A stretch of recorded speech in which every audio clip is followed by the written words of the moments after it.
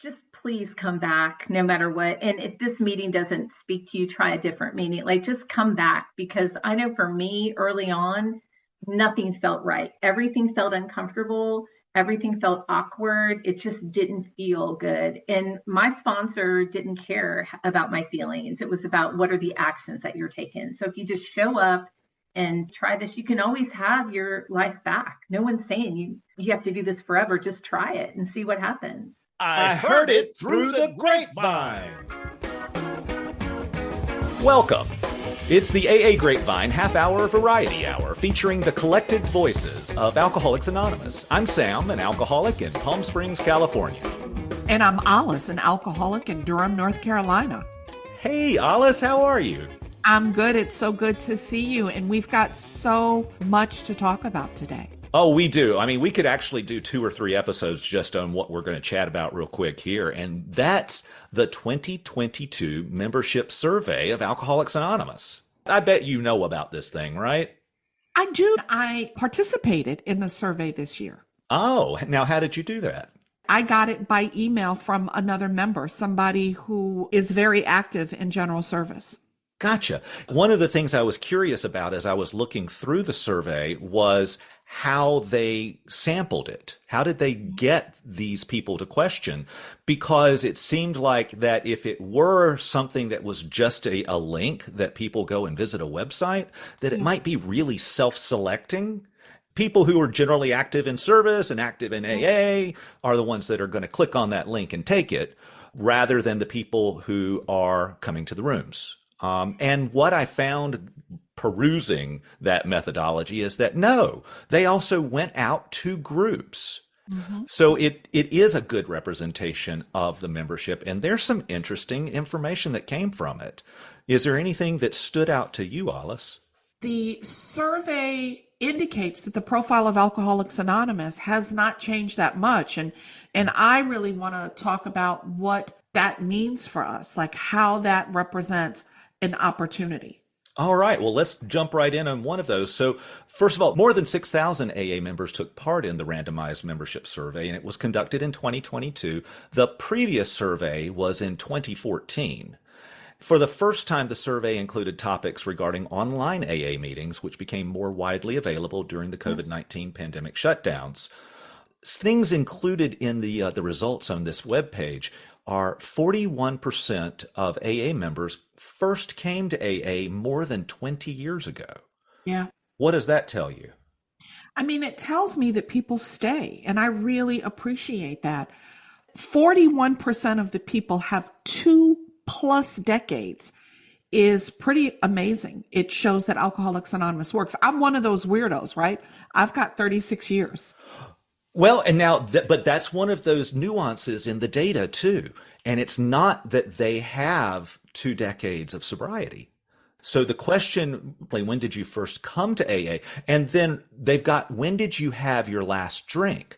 And 28% are more than 20 years. It's a this is one that got me, Alice, is that we've got 23% with less than a year.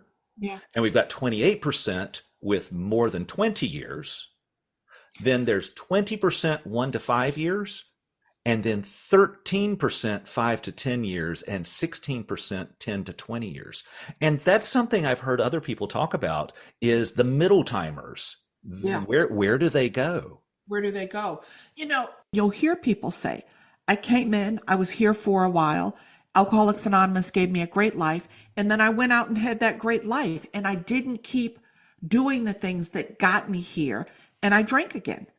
And the lucky folks come back, and they're able to say this practice of the steps isn't a one and done. And I think that explains the difference between the 23% and the 41%. Yeah, I think you're absolutely right there. Another number that was noted is members attend an average of 2 AA meetings per week. Yeah, I was surprised that it was so low.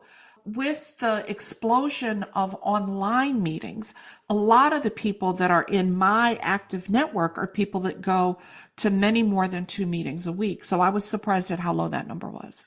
And I think that's a good example of why it's important for us to have an objective third party conducting this type of stuff, because we do tend to surround ourselves with people who are like us. The bubble. Yeah.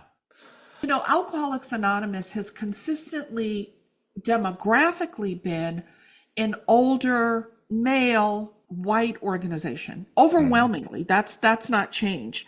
And I think it represents an opportunity that if you are in a meeting and you're in a city that's relatively diverse and the meeting that you're in isn't diverse, that's an opportunity. Who's missing from your group? And what if you indeed, in fact, are the hand of AA? What is your responsibility to go and find people in your community that are not enjoying the solution that you now have?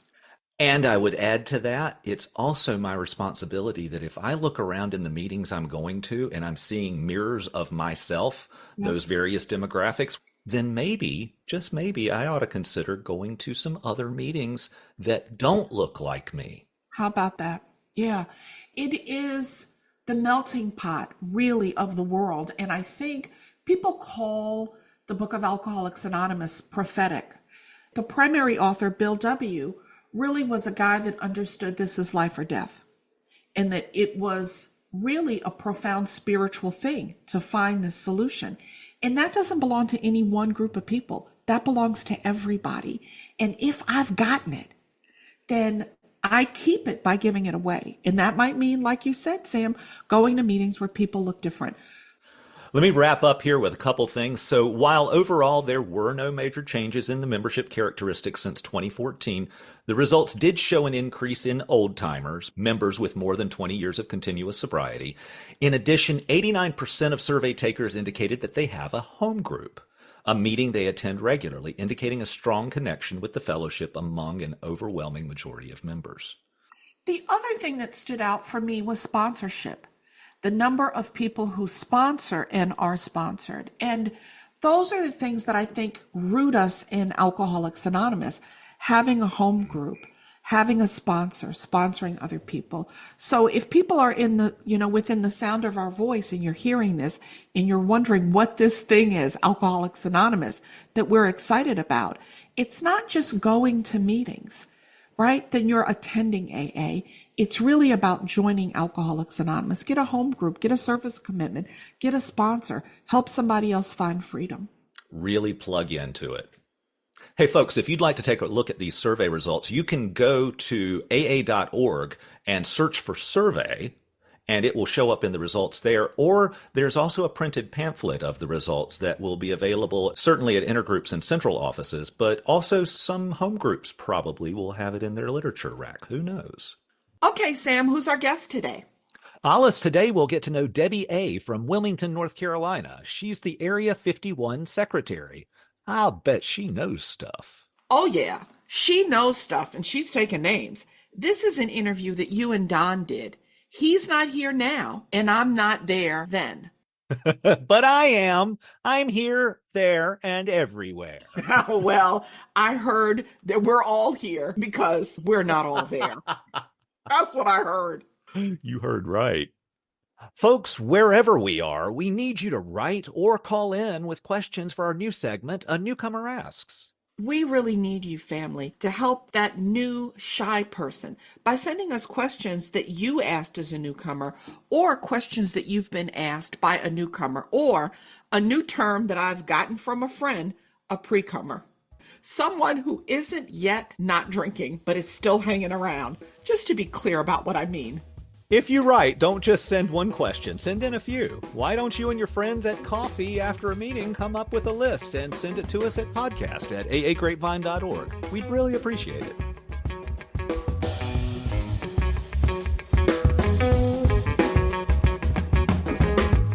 Hey Don, how can I support the Grapevine podcast? Since the Grapevine is self-supporting, we don't sell ad space in our magazines, on our website, or even on our podcasts. Grapevine doesn't even accept contributions from AA members. Wait, what? If you want to support this podcast, visit aagrapevine.org and click on store or subscribe in the new Grapevine app.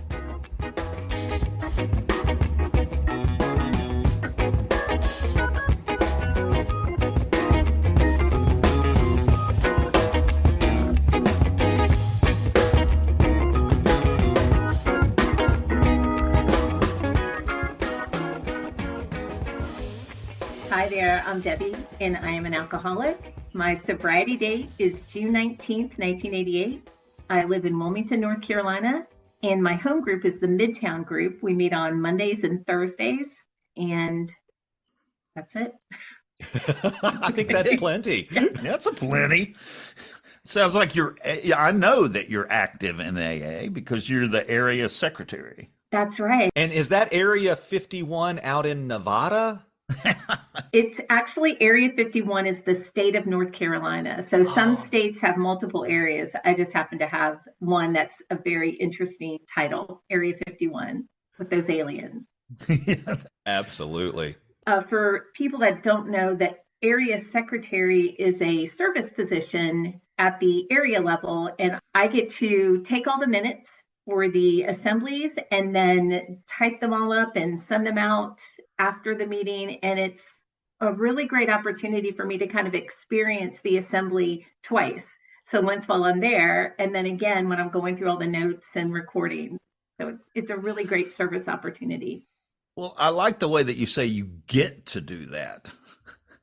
So I get to be of service. I was a DCM in my district in Wilmington.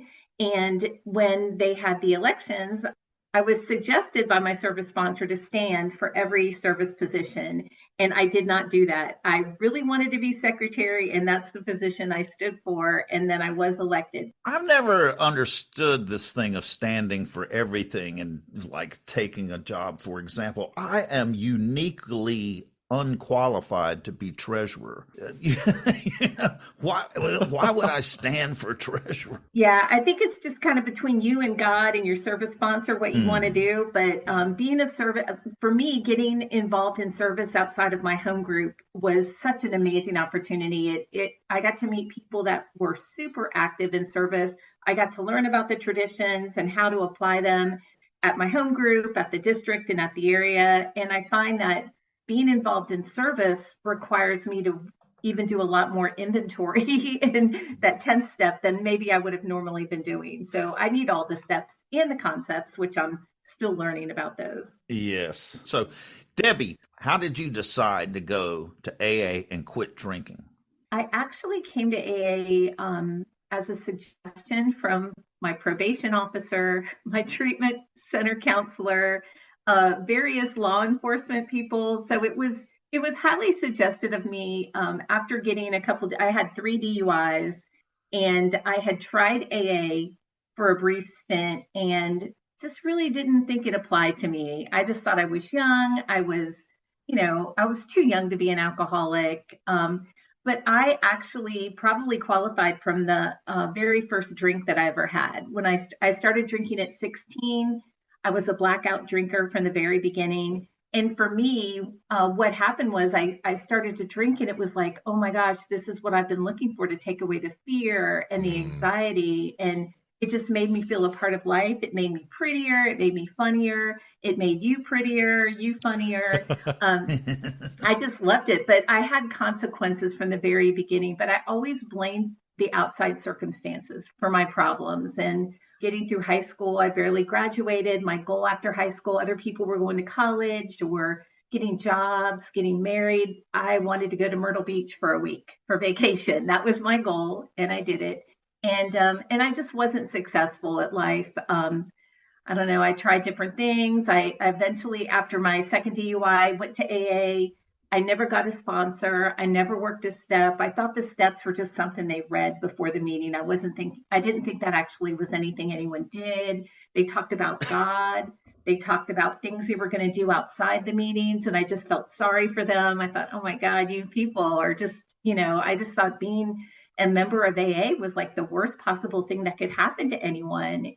But, my driving record kind of, wasn't anything to brag about. So anyways, I decided my problem was not going to college after high school. That's why I was struggling with life. So I moved from Dayton, Ohio to Cincinnati, Ohio to go to college. And once again, wherever I go, there I am. I took me with me and eventually found people that drank like I did. And I was barely making it through school. I had like a 1.2 grade average. And by the end of my first year of college, nothing had changed. It hadn't solved all my problems. And I was still drinking like a fish. I was at the bar drinking and getting drunk when other kids were studying for midterms and finals. And, it was again, doing things I didn't want to do with people I didn't know why I was with and in places I didn't know how I got there. But I always blamed something else. It was always something on the outside that was the problem. It never occurred to me that to not drink, my life would get better. I had not drank for 5 months and my life did get better. But on the inside, I felt like my nerve endings were on the outside of my body. And like, I just couldn't imagine feeling like that the rest of my life.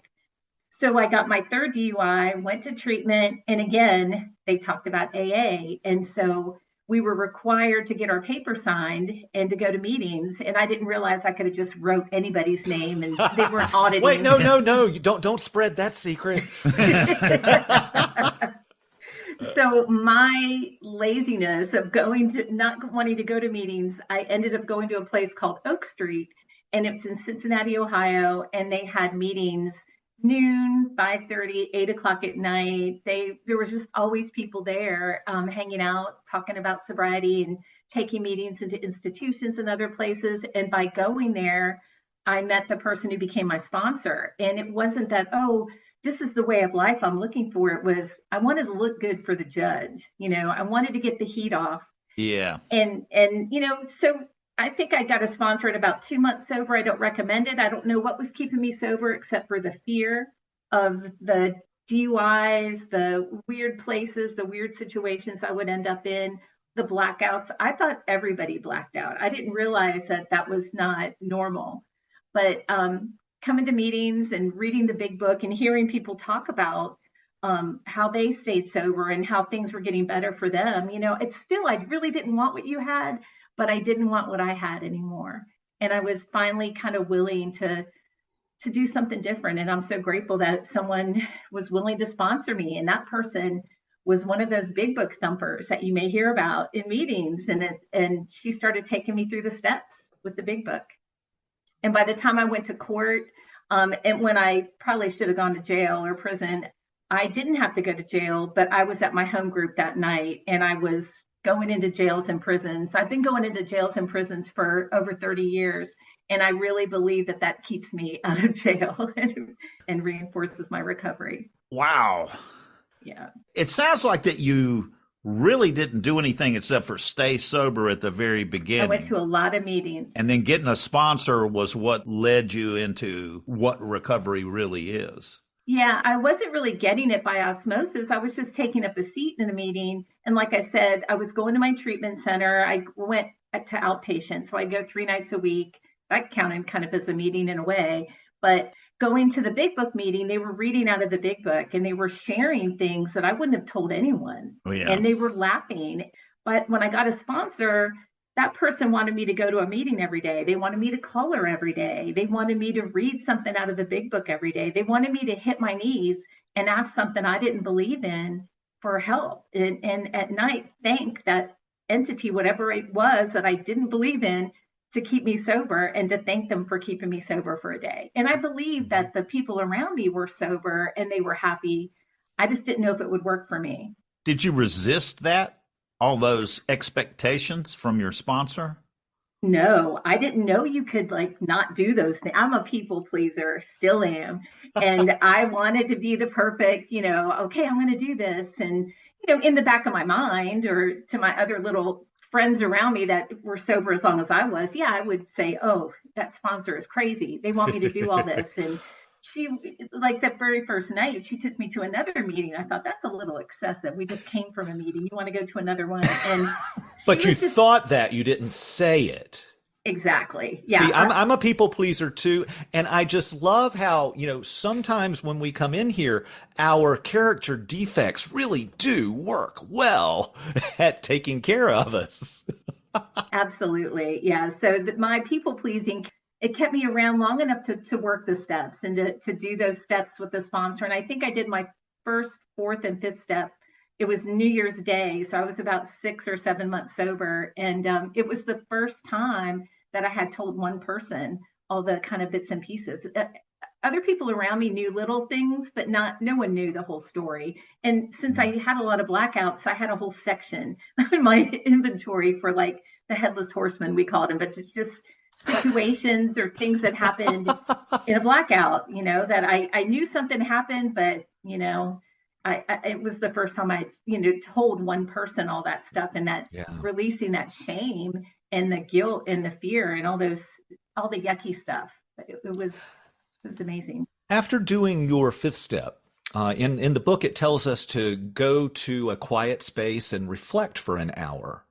What was that like for you?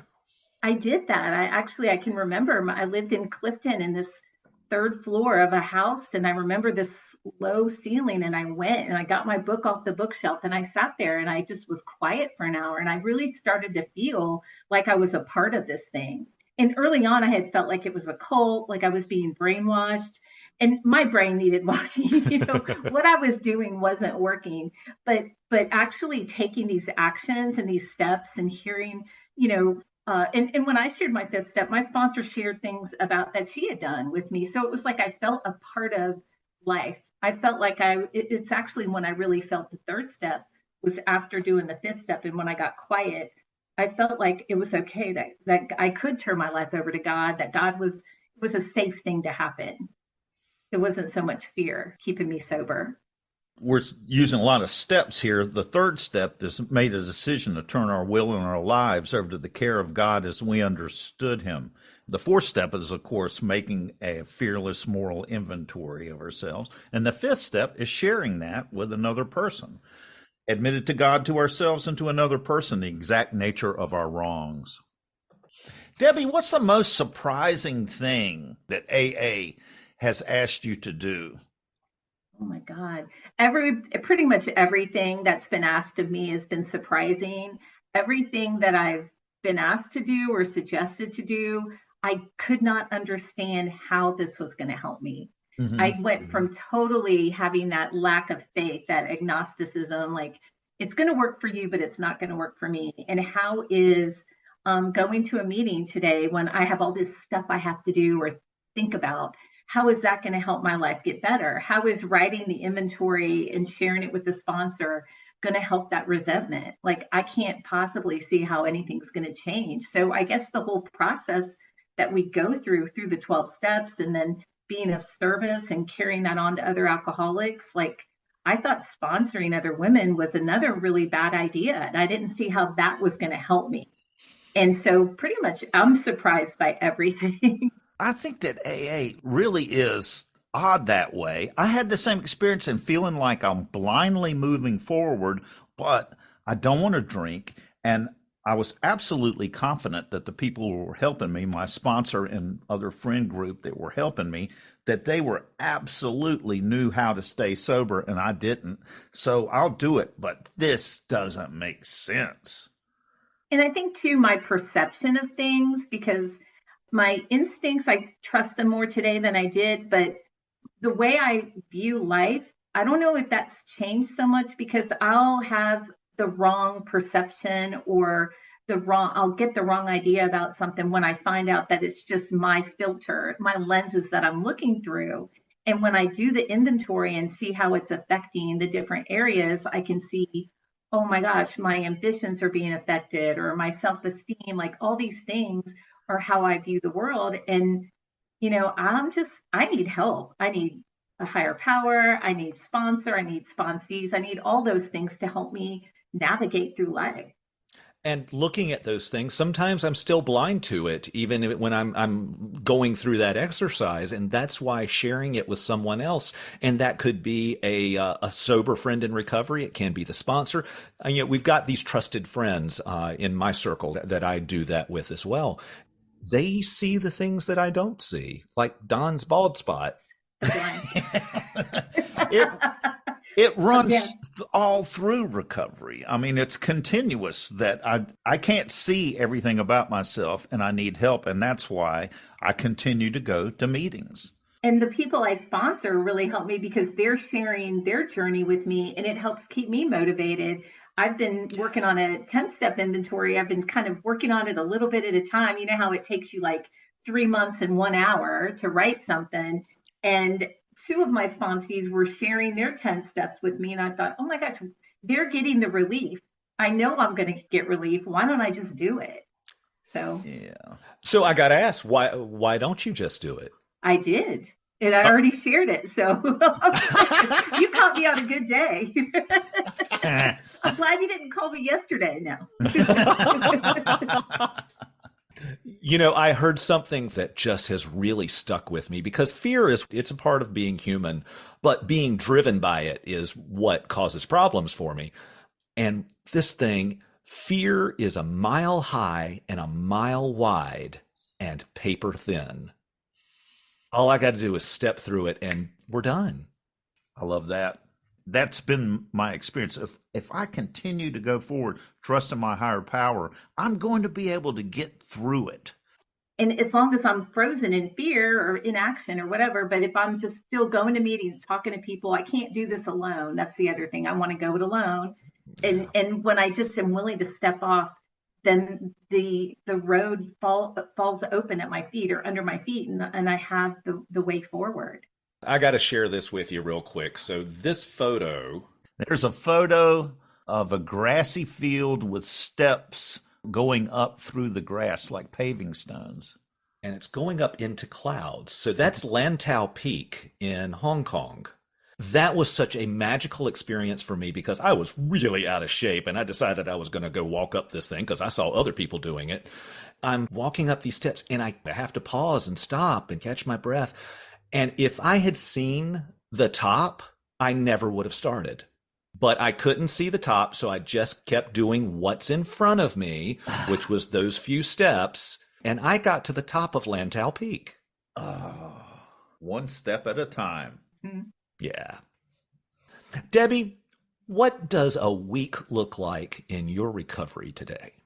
Going to my home group, getting there early. I still like to get to my home group early. I always say you never have to be alone in AA unless it's like an hour before your home group starts and no one's there. So you get there an hour before? Usually 30 minutes. 30 minutes. Or 45 if I'm helping to set up. And then being of service at the meeting if I can. And then phone calls with sponsees throughout the weeks, phone call with my sponsor. And then I try to do meditation every day. I do a guided meditation at work. We do it every day at 12:30. And then, in between, I'll do my readings and prayer and that kind of thing. But I work full time. And then I have a mother who's in a nursing home. So I have to make visits to see her and just trying to be of service and answering the phone when it rings. And even though I think it's a spam call, I still pick it up just because you never know who's going to Literally call. today, right? Exactly. Yeah. So just trying to be of service. I'm married. We have a 22-year-old son. So that's always interesting. And spending time with him when he'll let us.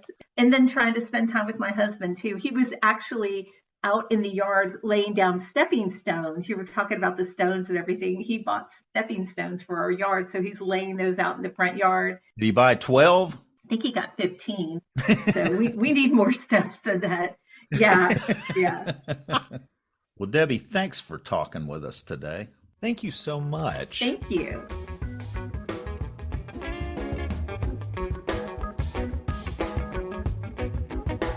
Hi, folks. We need your stories on the individual traditions. Pick one and write about your or your group's experience with it. How has a tradition played a part in your life? How has your understanding of a tradition changed? What is a personal experience where a tradition played a part? Visit aagrapevine.org for guidelines and to submit.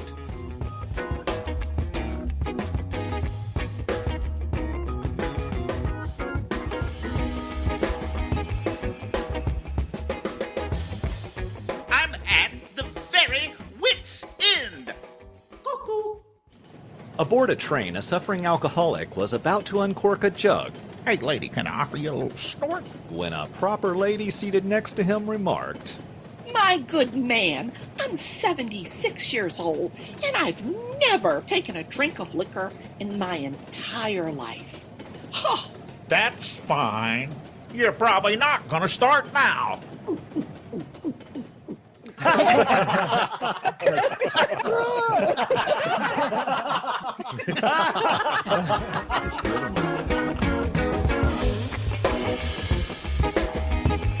Thanks for joining us. The AA Grapevine Half-Hour Variety Hour is posted every Monday and is produced by AA Grapevine, Inc. We don't speak for AA as a whole. We share the experience, strength, and hope of members to help others recover from alcoholism. Podcast info, including how to call in, is at aagrapevine.org/podcast. Search AA Grapevine in the App Store on your phone or find AA Grapevine on Instagram and YouTube. All things Grapevine are available at aagrapevine.org. If you want to know more about AA, search online for Alcoholics Anonymous in your city or visit aa.org. That was freaking amazing.